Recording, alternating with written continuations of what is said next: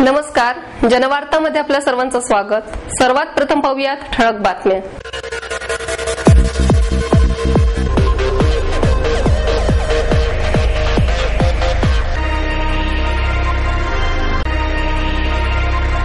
कैलासवासी लक्ष्मीबाई दगडूशेठ हलवाई संस्थान दत्त मंदिर ट्रस्टच्या वतीने सप्तस्वरोत्सवास शानदार प्रारंभ। भारतीय लष्कर आणि प्रसार माध्यमांमध्ये मोठ्या प्रमाणावर सांस्कृतिक दुरावा आहे, एनडीटीव्हीचे संरक्षण संपादक नितीन गोखले यांचं प्रतिपादन। समाज व्यवस्था निर्माण करण्यासाठी सर्वांनी प्रयत्नशील राहिले पाहिजे, त्यासाठी वृद्धाश्रमांची गरज भासू नये, प्रसिद्ध गायिका साधना सरगम यांचं मत। 10व्या कलावंत साहित्य संमेलनाच्या चित्र प्रदर्शनाचे उद्घाटन प्रसिद्ध चित्रकार प्राध्यापक बुवा शेटे यांच्या हस्ते संपन्न। आम्ही भिडे या प्रतिष्ठानच्या 5व्या मुखपत्राचे प्रकाशन। विद्यार्थ्यांमध्ये सकारात्मक पद्धतीने शिस्त लावणे गरजेचे आहे, अभय अभियान संस्थेच्या अध्यक्षा गौरी देशमुख यांचं मत। आणि स्वरांकुरच्या वतीने संगीत रसास्वाद या कार्यक्रमाचं आयोजन। कैलासवासी दगडूशेठ हलवाई संस्थान दत्त मंदिर ट्रस्टच्या वतीने सप्तस्वरोत्सवास प्रारंभ झाला। स्वस्ति श्री गणनायकम या गणेश वंदनाने सप्तस्वरोत्सव या कार्यक्रमाला गायक जितेंद्र भुरक आणि सहकाऱ्यांनी सुरुवात केली। कैलासवासी लक्ष्मीबाई दगडूशेठ हलवाई संस्थान दत्त मंदिर ट्रस्टतर्फे आयोजित करण्यात आलेल्या या कार्यक्रमाचे उद्घाटन ज्येष्ठ सराफी व्यावसायिक दाजीकाका गाडगीळ यांच्या हस्ते करण्यात आले। यावेळी खासदार ए.टी. पाटील, ट्रस्टचे अध्यक्ष ॲडव्होकेट प्रतापराव परदेशी, अशोक गोडसे, महेश सूर्यवंशी आदी मान्यवर उपस्थित होते। गायक जितेंद्र भुरक यांना विष्णू आणि महेश्वर, तीर्थ विठ्ठल, क्षेत्र विठ्ठल, शोधिसी मानवा अशा भक्ती आणि भावगीतांचा अनोखा नजराणा रसिकांसमोर पेश केला। त्यांना तबल्याची साथ किरण एकबोटे, हार्मोनियमची साथ जयंत साने, सिंथेसायझरची साथ रशीद शेख यांनी केली।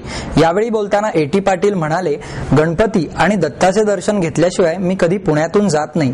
जनतेने मला खासदार केले, त्या जनतेची सेवा मला करायची आहे, असेही त्यांनी सांगितले।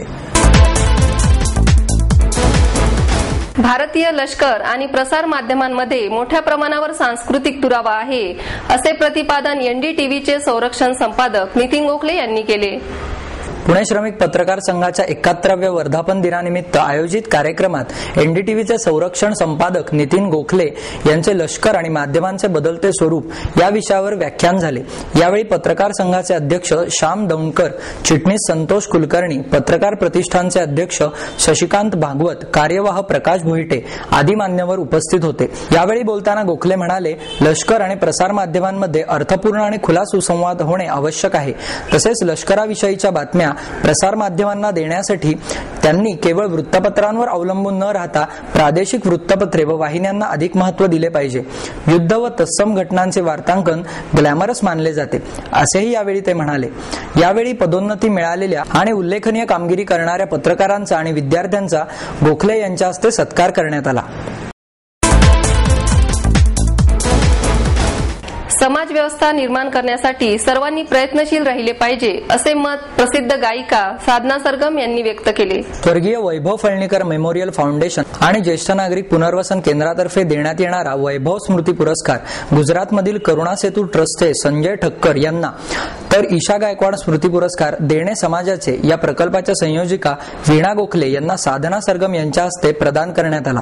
यावेळी बोलताना साधना सरगम म्हणाल्या, कोणतीही व्यक्ती आनंदाने वृद्धाश्रमात किंवा अनाथाश्रमात जात नाही, परिस्थिती त्यांना हा निर्णय घेण्यास भाग पाडते। समाजातील दुःखी आणि कष्टकरी लोकांबद्दल अनेकांना हळहळ वाटत असते, मात्र ही भावना केवळ मनात ठेवून समाजाचे हित जोपासता येत नाही। ज्येष्ठ नागरिक आणि लहान मुलांच्या समस्या वाढत असल्याने वृद्धाश्रम आणि अनाथाश्रमांची संख्याही वाढत आहे, परंतु समाजाला याची गरज पडू नये अशी समाजव्यवस्था निर्माण व्हायला हवी, असेही मत त्यांनी यावेळी व्यक्त केले।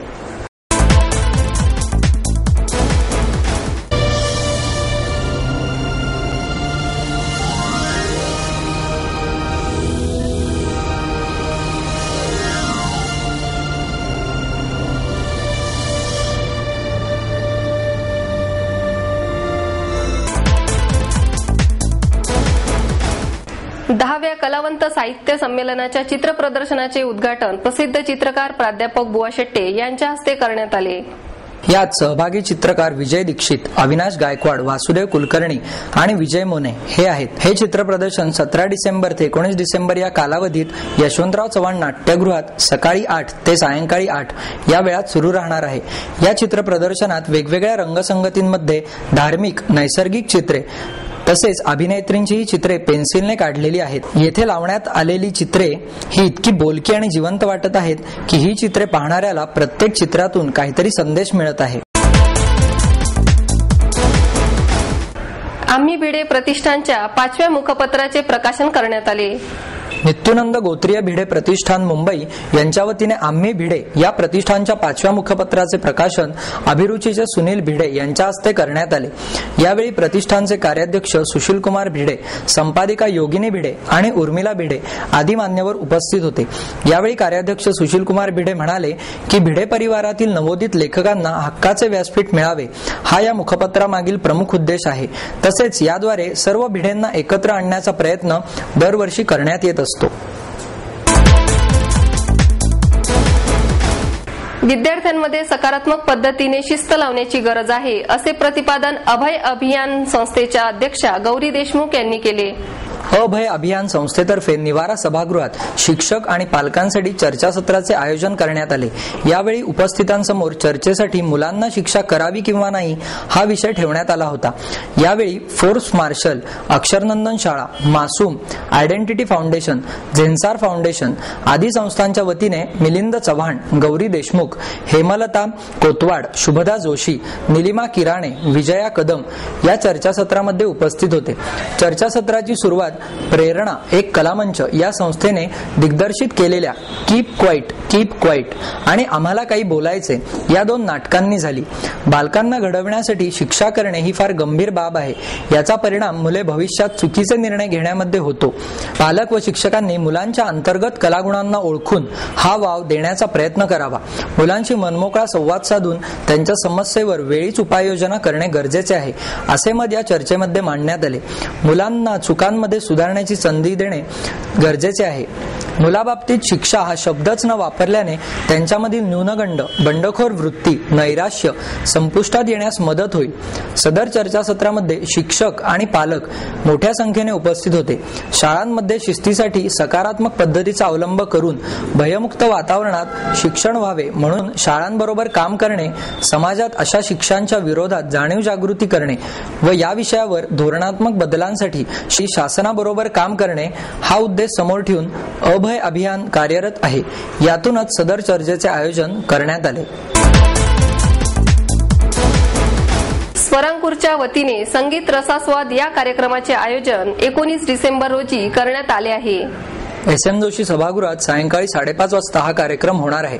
ज्येष्ठ शास्त्रीय गायक पंडित संजीव शेंडे आणि प्रसिद्ध गायिका सावनी शेंडे हा कार्यक्रम सादर करणार आहेत। शास्त्रीय संगीतातील बंदिशी, ठुमरी, दादरा आणि भावसंगीत या कार्यक्रमात सादर केले जाणार आहे। शास्त्रीय आणि उपशास्त्रीय संगीताचा आस्वाद कसा घ्यावा याबाबत तसेच संगीताचे विविध प्रकार, विविध घराणी यांची वैशिष्ट्ये या संदर्भात मार्गदर्शन केले जाणार आहे अशी माहिती पंडित संजीव शेंडे यांनी दिली। यावेळी सावनी शेंडे साठे, प्रसन्न बाम, तृप्ती जोगळेकर, मधुरा गद्रे, सायली जोशी, क्षमा देशपांडे हे उपस्थित होते।